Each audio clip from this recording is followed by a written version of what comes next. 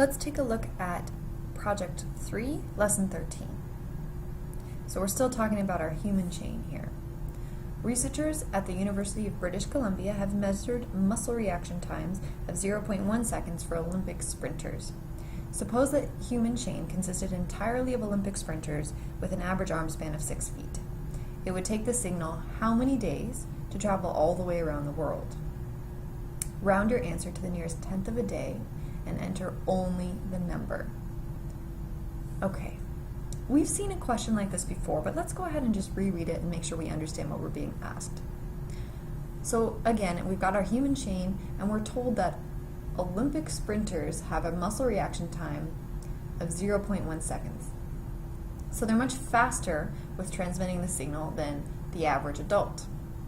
So we're supposing that our chain is consisting entirely of these people, and they have an arm span of 6 feet.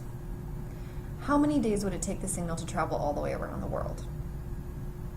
Well, first of all, we need to know the number of people it would take to go all the way around the world, right? Now, didn't we already compute this in Lesson 11, I think question 2, right? We determined how many people it would take given that the circumference is 24,000 miles. We need to figure out how many feet that is. Once we know how many feet that is, because we know that each adult has an arm span of 6 feet, we can then convert feet to number of adults. Now, you already found that number, again, in Lesson 11, I think, question 2. So we're just using that number again.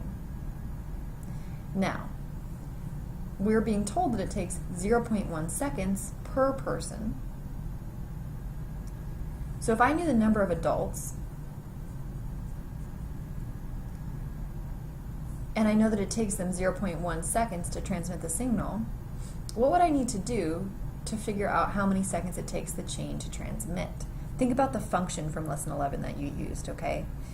And instead of 0.42, you're using 0.1, okay?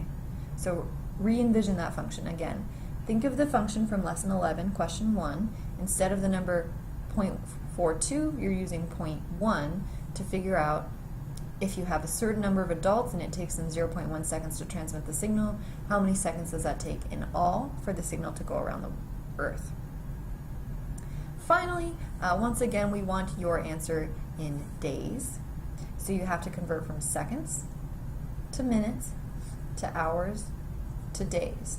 Remember that there are 60 seconds in a minute, 60 minutes in an hour, and 24 hours in a day. And think about how you can use that information to do your unit conversions.